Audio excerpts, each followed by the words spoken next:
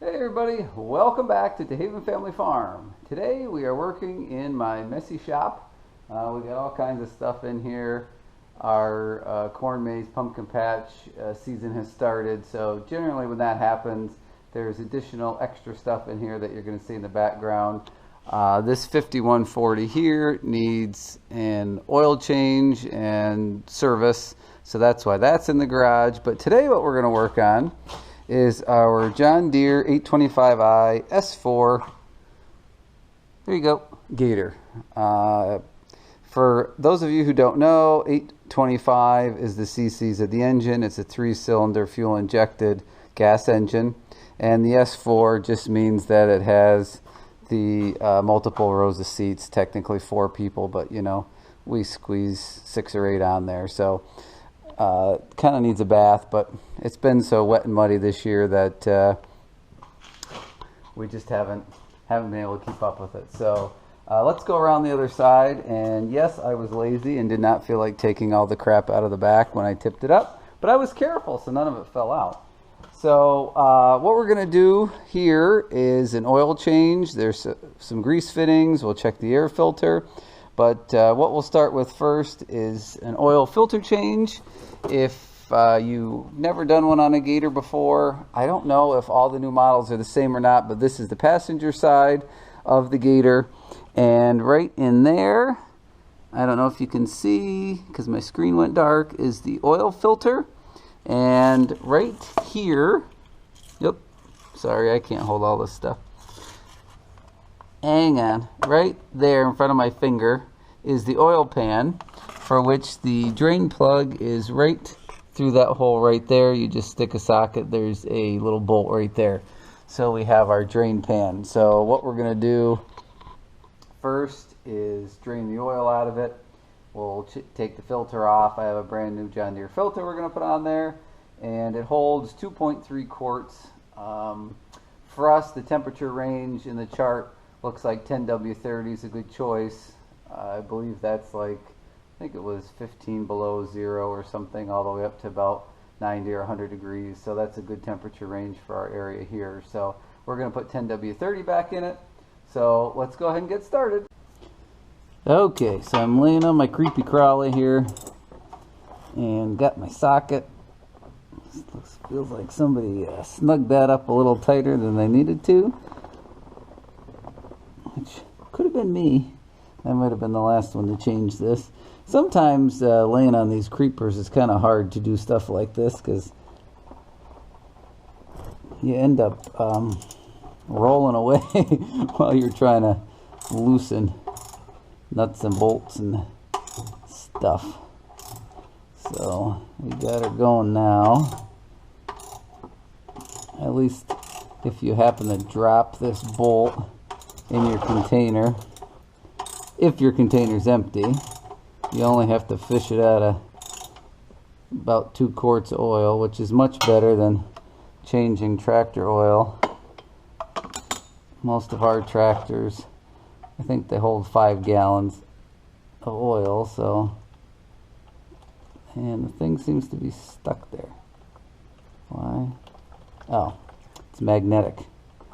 That is why. Okay, so here's a top view. I think you can just see the oil filter down there. I don't know that I can really position the camera anywhere so that you can see me take it off. So let me take it off, and I will come back to you when I'm done. Okay, so here is our old filter. We got that off. That was pretty easy. Here is the new John Deere filter that we're going to put on. Here is the part number if anybody's interested in that. So, sorry, I don't really have a tripod today, so I'm kind of at a loss here, but there it is. So I'm going to put a little bit of oil on that rubber seal, and then we'll put it back on and snug it down. Do not over tighten this, and then we will put the drain plug back in and get ready to put some oil in it. Okay, back underneath here, and it's pretty much done dripping. There's a slight little drip here and there. I'm not going to worry about that. The oil actually was not as dirty as I thought it was going to be. It still had just the faintest tinge of brown to it, which I was kind of surprised about. Oops, see? Magnetic. I really thought it would have been a little darker when it came out, but so that's good. Slightly snug that up, and that should be good to go. Okay, so sorry. We are back on the driver's side now. Here is the top of the motor. Here's the oil fill, so we're going to just clean this up. There, so that's all cleaned up. So we're going to pop this guy open here and grab our oil. Alright, let's see if I can do this without a funnel. I've been meaning to buy one of those funnels that has a cap on each end so it keeps it clean. And I keep forgetting, so all my funnels get dust in them, and then I don't want to use them unless I clean them all out, and so I don't tend to use them unless I absolutely need them.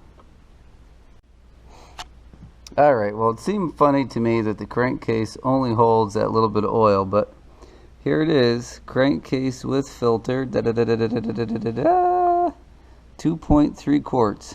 Seems like it ought to hold more than that to me, but that's what it is. So we got to put a little bit more in there yet. Alright, back on the passenger side.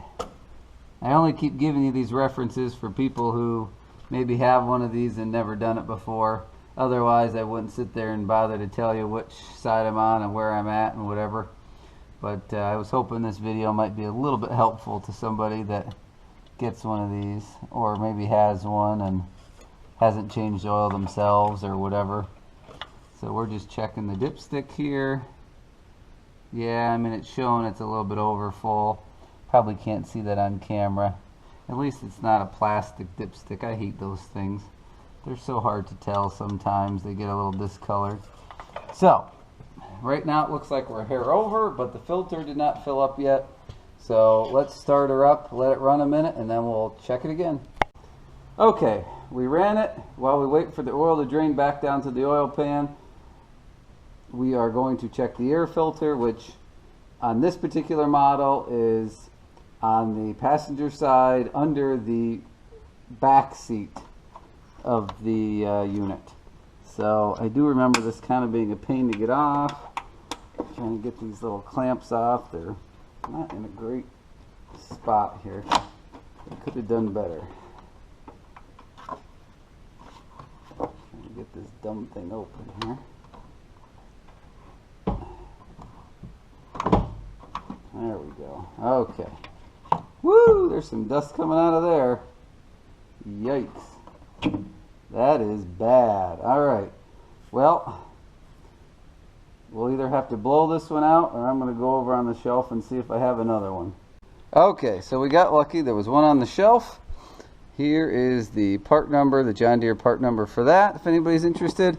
I imagine this is probably the original filter that's been blown out several times over the course of its life. And you can really only blow those out so many times. I don't know if you're going to be able to see this on camera real well, the difference in color here, but this is just really discolored and it's not going to clean out well. So it's time to put a brand new one in. So that's what we're going to do. All right, good. So that little project is done. Now let's come up here and we'll check the oil again.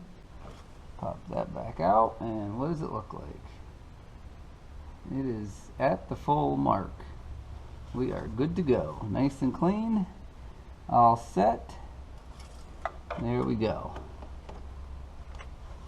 So the oil change is done. Okay, so the next thing that we probably should do, there is a inline fuel filter right here. That probably should be changed. I do not happen to have one on the shelf, so we won't worry about that now. Spark plugs, probably getting due maybe for some new ones. So the last thing we're going to do back here is to check the transaxle fluid, is what they call it in the book. So let me find a place to put you, and then I'll show you that. Okay, never mind, there's no place to put you. Here is the little dipstick. It just unscrews out of there. Pop it out.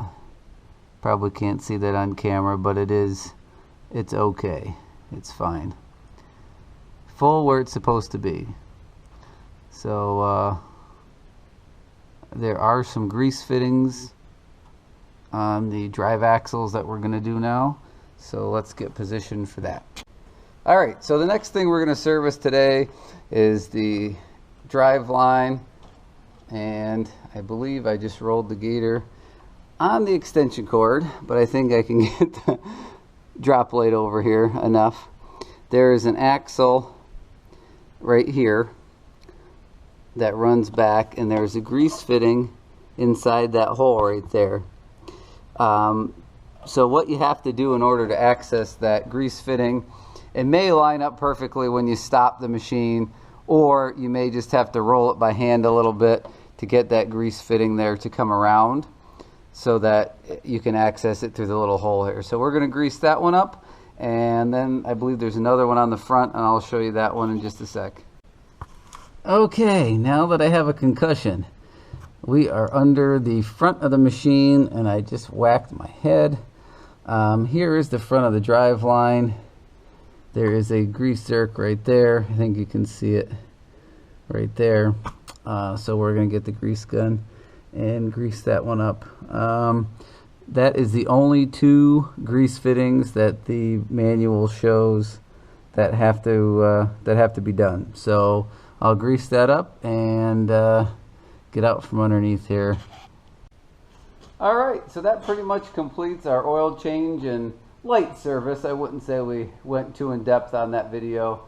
There's definitely some stuff, you know, we didn't check the coolant, we didn't check the brake reservoir, stuff like that, the front differential. So there's definitely some stuff we didn't go over, but I don't need to worry about those things right now, so I'm just kind of filming what needed to be done. So I hope that was helpful to you. Maybe it was slightly entertaining since I whacked my head and have a concussion. Not really, but so anyway, yeah, I hope that was helpful to anybody that might have one of these, or if anybody has one of these and had some issues. We've had some issues with ours. Right now is the fourth starter that is in the machine, is the fourth one that's been in there. It's been changed 4 times, I guess is a better way to say that.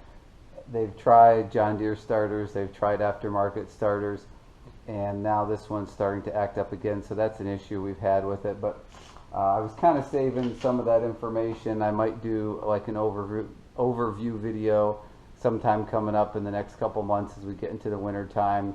I think that's probably what I'll do on some of the equipment, is just kind of do like an overview, pros, cons type of thing. So anyway, enough for me rambling on here. Again, hope you enjoyed it. If you have any questions, leave them down in the comments. I love reading everybody's comments, so please leave a comment. I will catch you guys on the next video, and don't forget to pound that subscribe button.